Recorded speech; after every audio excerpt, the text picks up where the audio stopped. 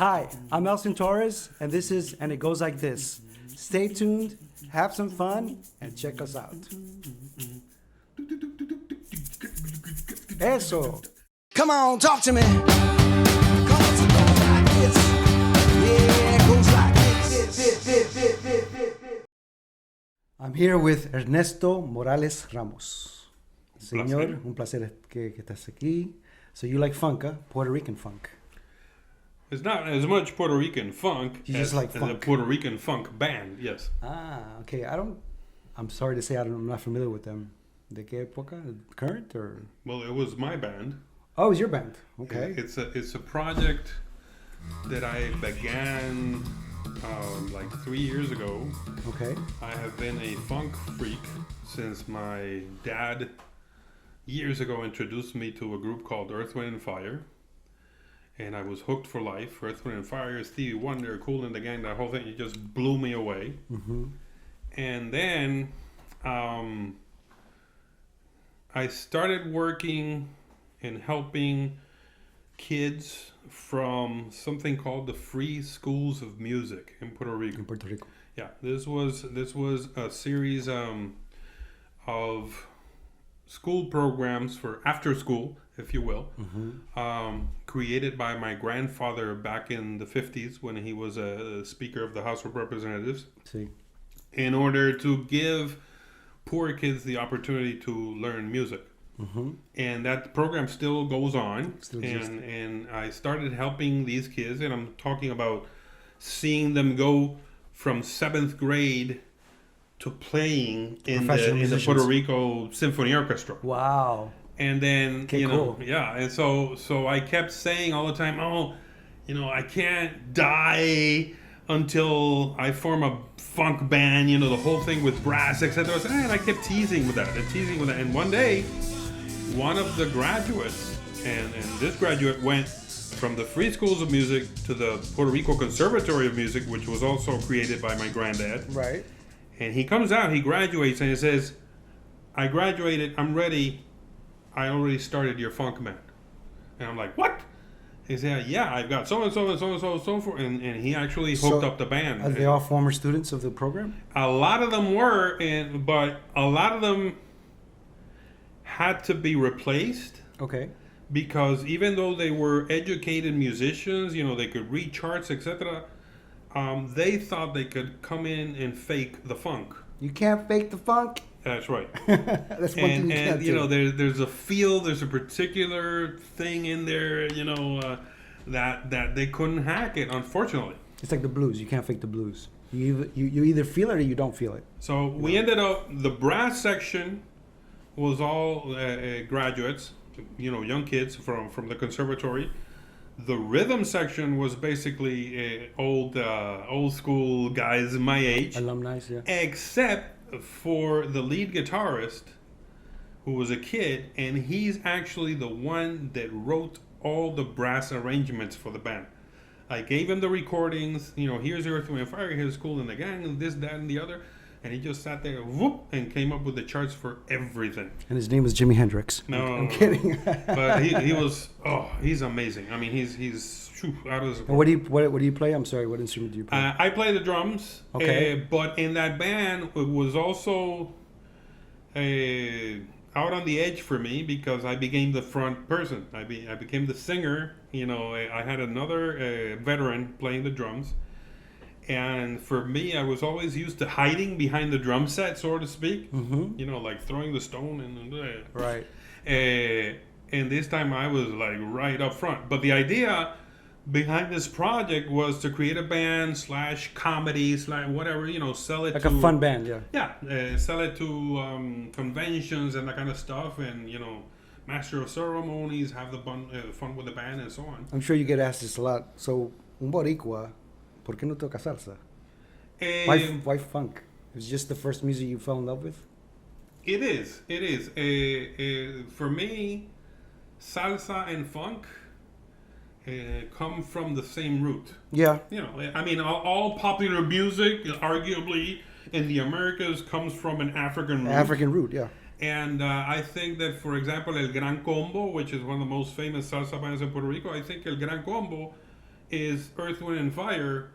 Versión, Across the ocean. Versión boricua. Same format, big brass band, percussion, rhythm section, one tenor, and one alto voice. The original Gran Combo, for example, very similar. So music, for you, the first thing that attracts you about music is the rhythm part of it, the rhythm, beat, definitely the beat. The beat. Yeah. At what point do you start gravitating towards the melody of a song? Almost immediately. What I never listened to in any music. The lyrics. Exactly. I do not care about the lyrics. So that's why, in my country. You're making it tough for me. That's what I do. I write lyrics. Well, I write lyrics. I'm a musician, but I write lyrics as well. But I listen. I listen to the. For me, the melody, what the singer's doing is another musical instrument. Right. So I can't tolerate mediocre singers because it's one of the lead instruments for me. But I have a problem with a lot of people in Puerto Rico because there's a big tradition. For example, Pablo Milanés, Roy Brown, that which is all lyrics. Mm-hmm. And the music is secondary. Héctor Lavoe. And it's just not my bag. I was brought up listening. My dad, the records that he played, they were like these, red and blue transparent vinyl records. George Clinton, Parliament, all that stuff. No. I'm talking way before that. Way before that. Cal Jader, Eddie Palmieri, Stan Getz, wow. Chet Baker, Wes Montgomery. I grew up listening to jazz. Nancy Wilson, claro. Robert Goulet, and so on. And so, I never knew the Beatles. Couldn't care less until Paul McCartney had his own band. You kind of found him that way. Yeah, I found that. I came to hear the Beatles when Hey Jude was, and that's way. That was towards the end of the Beatles' career. Exactly. Wow, that's funny how we develop our music, because the Beatles were one of the first influences that I ever had, and that's the reason why I became a songwriter, because their influence was so much on me that I wanted to become a songwriter, just like the Beatles, just like Paul McCartney and John Lennon, which it happens to be John Lennon's birthday today.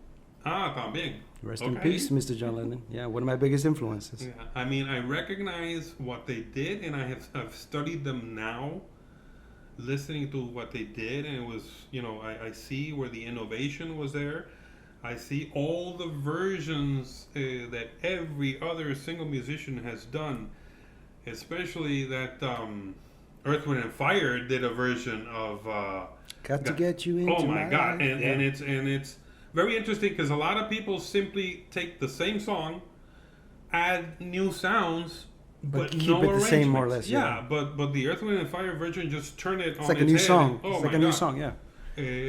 Like Stevie Wonder did too with We Can Work It Out. Exactly. And Stevie Wonder for me is A genius. a national Treasure, yeah. O sea, para mí, Nobody can touch that guy. Yeah. Amazing. I just admire him. And I've never had the opportunity to see him playing live. So in case you guys haven't noticed, he's Puerto Rican. Por si acaso. Por si acaso, por si hay dudas. Te quería preguntar, how did Hurricane Maria change your life in the short term?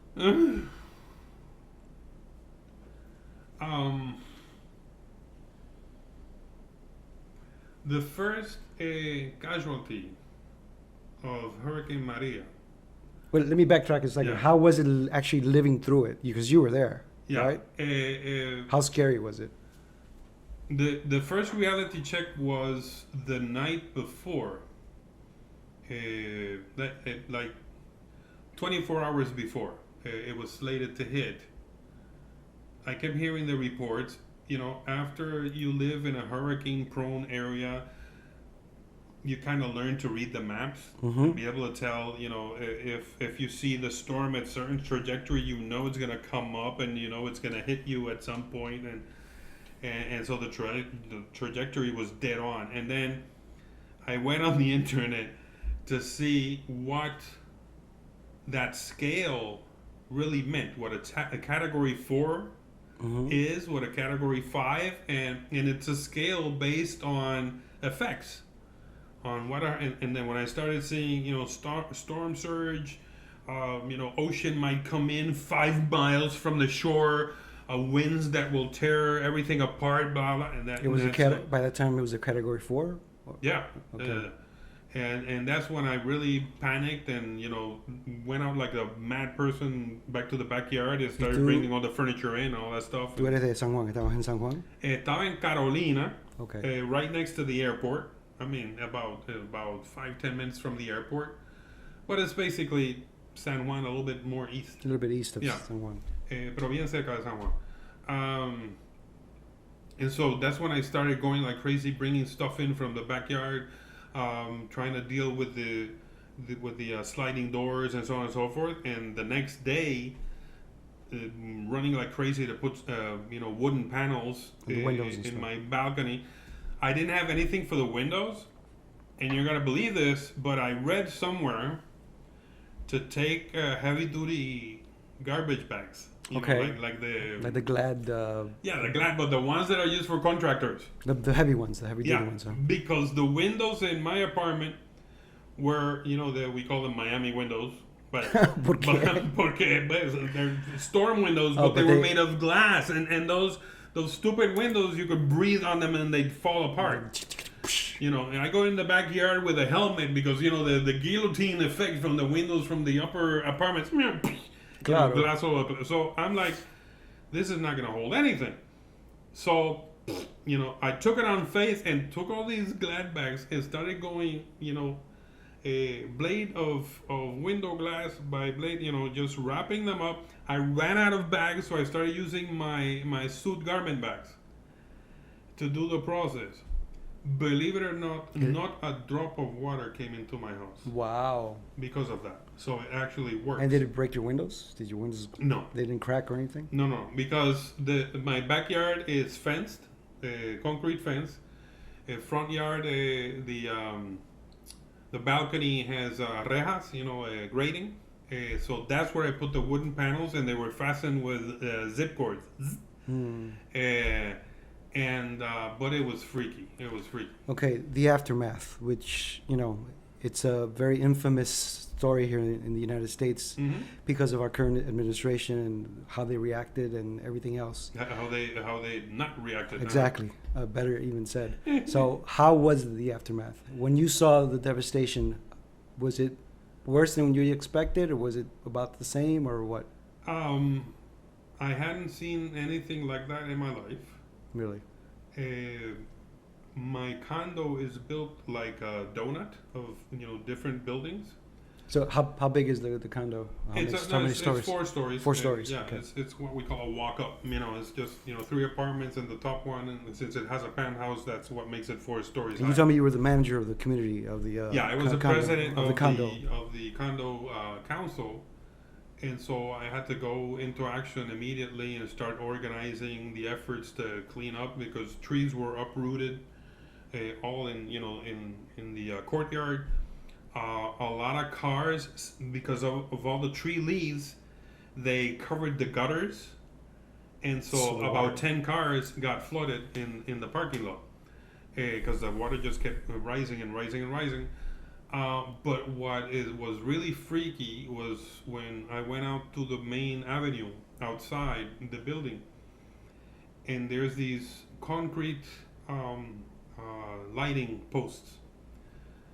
The ones that are about this wide, for the heavy duty cables, and those are meant to sustain 150 mile an hour winds, and they were all on the floor.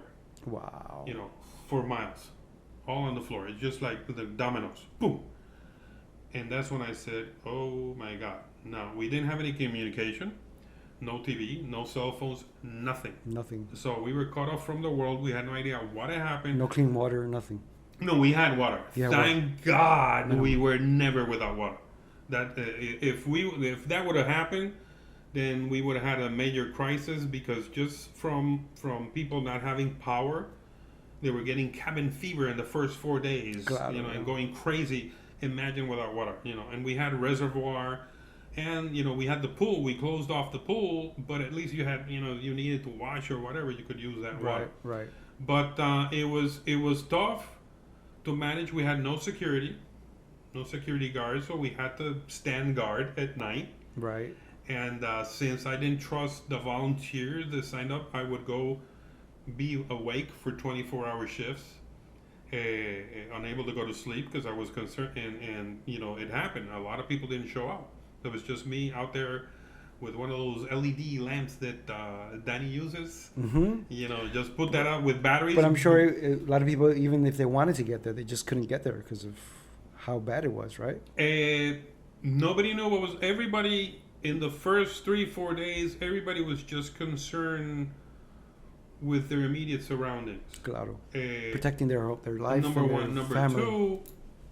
That's when the gasoline situation started, and 8-hour lines for gas for a little, 1 or 2 gallon container.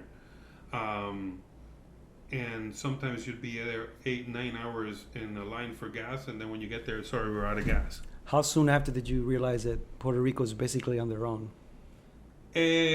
When we started getting spotty cellular communication, I was able to contact a security firm that I knew, and the owner actually escorted a guard to our complex. I was able to make an arrangement with him. He comes over, he says, "Oh my God, do you remember me?" I'm like, "No." He says, "You did me a favor when I was 19 years old. You edited a video for me for free. Right. And thanks to that, I have this company now." He was like 40 something now. And I'm like, okay. So we're sitting there in the dark, and he starts telling me, FEMA and Homeland Security are fighting for who's in charge here. The U.S. Army is sitting with their arms crossed, sailing around the island waiting for instructions. Trucks are not moving. Barges with food are being dumped into the ocean because they're spoiling because there's no way to move them. There's no way to move them. People identifying themselves as FEMA are cornering diesel and taking them to friends of the government. And so, corruption took on, took over right away. And when the guy tells me, if you can, get your family out of here. As soon as you can.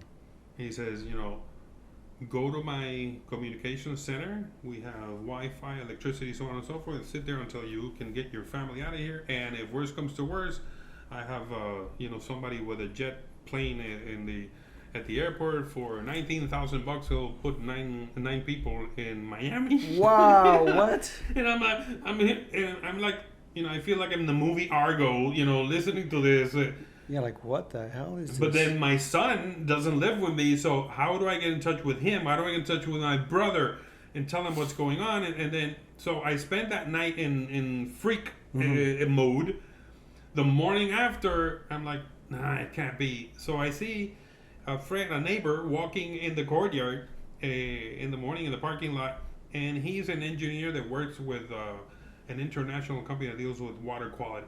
So I walk over to him and I said, this is what I asked him. I said, what is it that they're not telling everybody? And he says, well, such and such a treatment plant is broken. So all the untreated water is going out into the ocean. Such and such a drinking water plant is about to collapse. The EPA might come in here and close us down. Basically, I came to Puerto Rico to get my family out of here. Wow. So that's 2 shocks in less than 12 hours. And that's when I decided, you know what?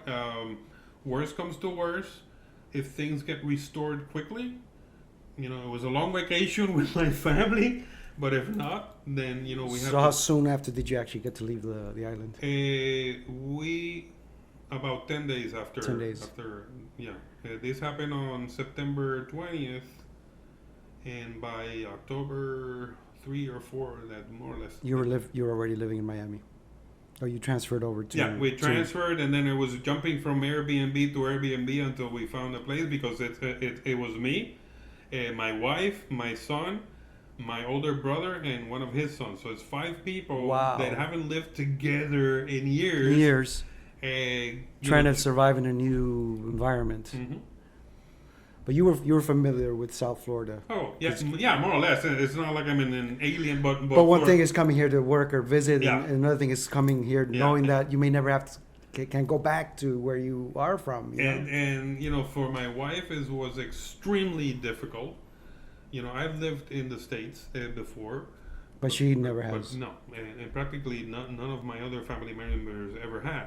My brother was particularly tough to move. You know, he was skeptical. He didn't, and then that motherfucker is the first one that got a job when he moved. I'm like, you know, like, you know, we went to one of those centers that Rick Scott set up at the airports. Right. And in 2 seconds he was there. So can you do translation? And blah, blah, sure. And so, you know, You're 15 hired. minutes later, yeah, he's doing you know, $40 an hour. Ya tenía trabajo. Wow, that's And, amazing.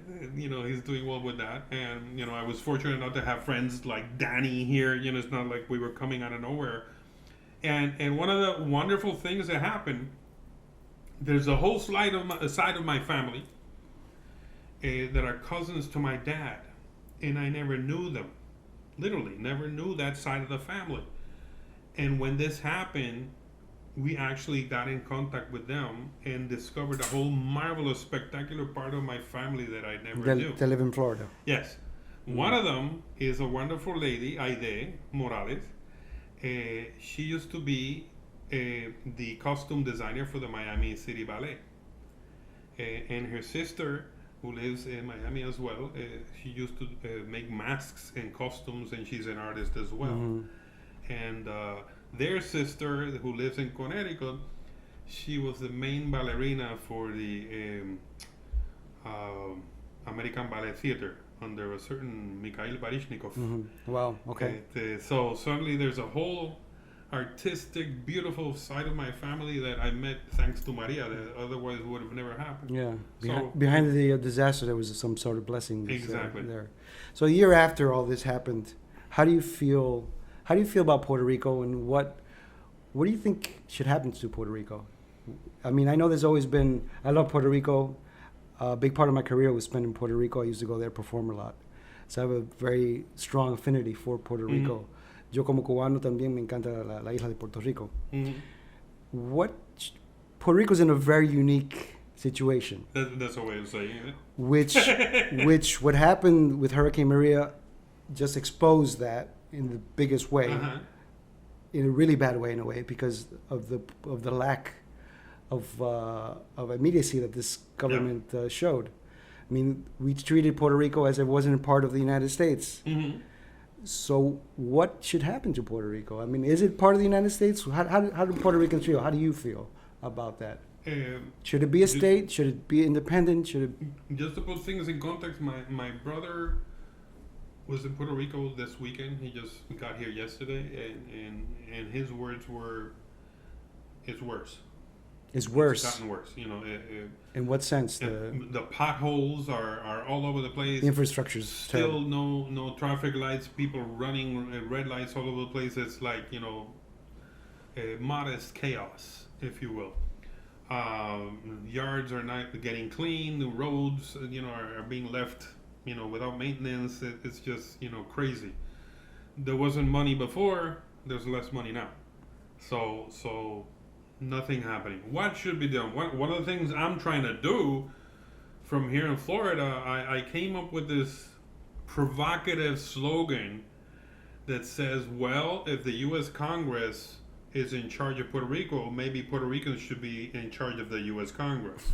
Right. So I'm saying, listen, the reality is that we're not in charge of our own country, and the people in charge are sitting in Washington, you know, abanicándose los huevos, Mm-hmm. totally oblivious of To what's going on.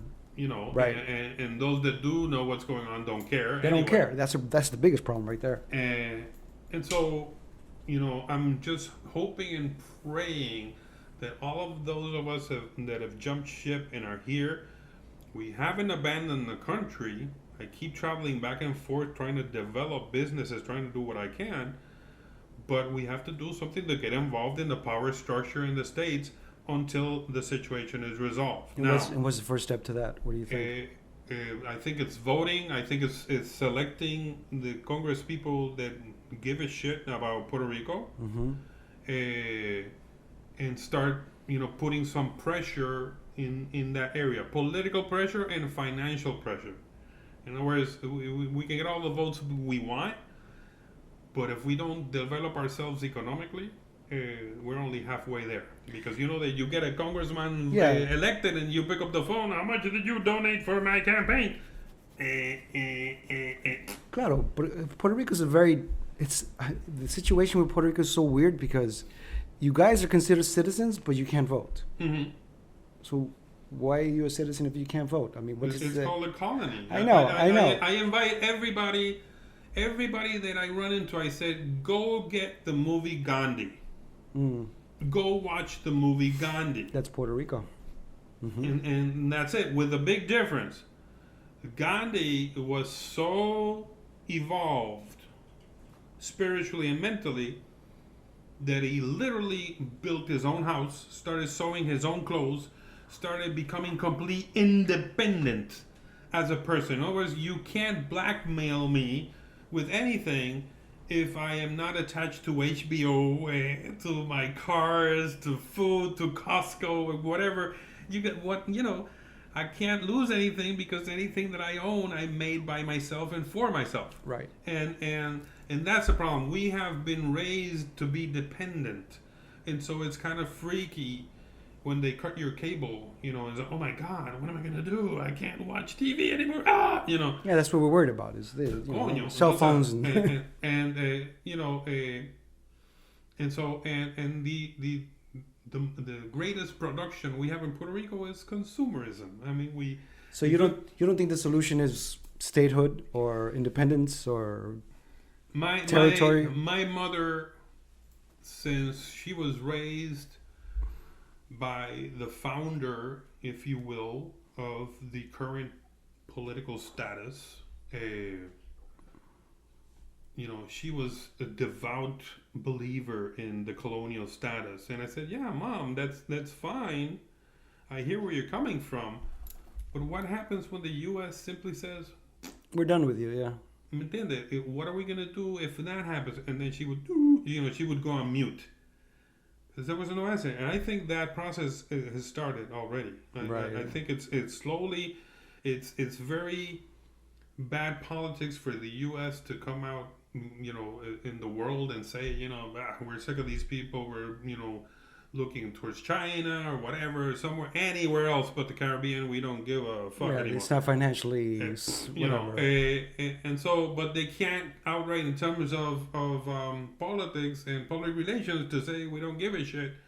It's not cool, except now, because now, the U.S. has a president that has no problem saying I don't give a shit. Right. And now the Supreme Court, has people that are willing to say openly, we don't give a shit. Well, he did take paper towels. So, ¿me entiendes? So, ironically, Trump, but maybe now they'll stop with the bullshit and say, we don't care about SPICs. We don't care about you. You got nothing to offer us. Right. We don't give a shit that half, the population that's fought in U.S. wars has been Puerto Rican. Right. And so, fine. Now, statehood is impossible. You don't see it happening at all? No. You think that 50 U.S. states are going to agree to incorporate State 51 without technically us have anything to offer? Economically? We don't have mines. We don't have plutonium under the beaches. We don't have, we have pretty women, but you have good music. Yeah, but that's another irony. You have mofongo. We Puerto Rico could become a powerhouse of cultural exports. No, claro. If anybody were able to see that, but there's everybody that's in politics comes from the business and lawyerly areas, and they just don't see. They don't see it. The cultural economics. So.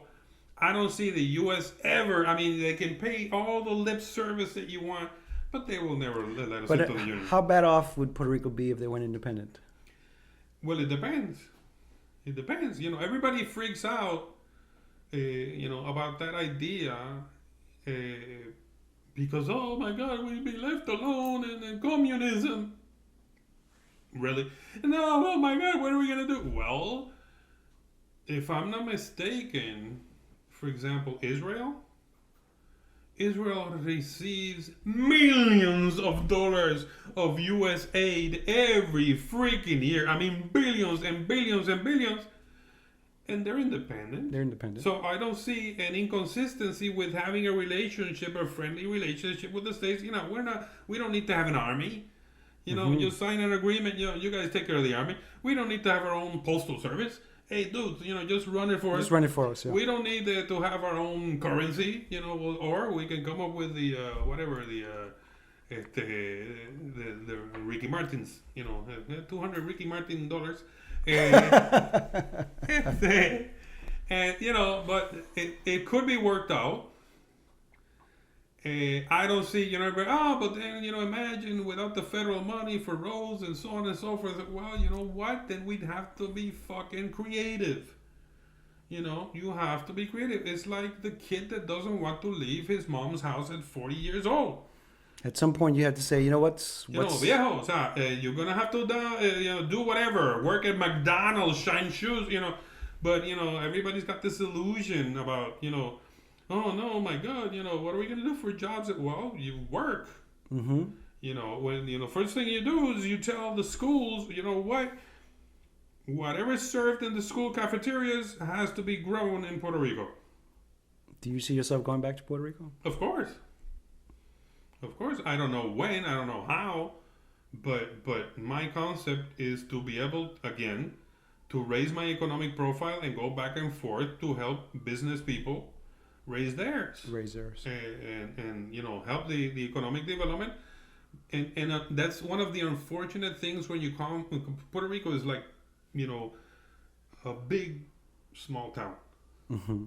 And if you make money, people think you know something that they don't. Right. Like you've discovered something that they... And then they start looking for you for you know, for political purposes and so on. So I will be back.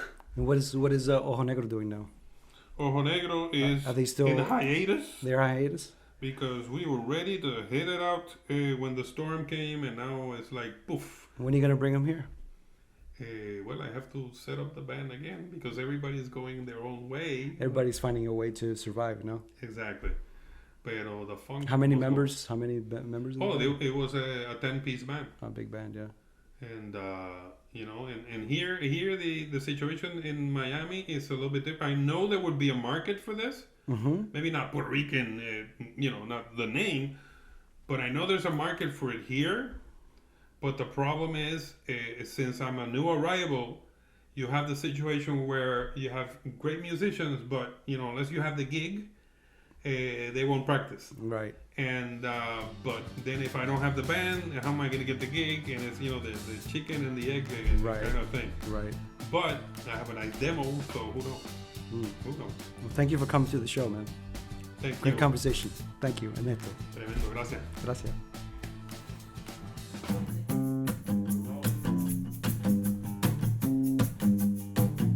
And it goes like this, and it goes like this, and it goes like this, mamacita, yeah, and it goes like this. I guess ahora so, and it goes like this, ay, ay,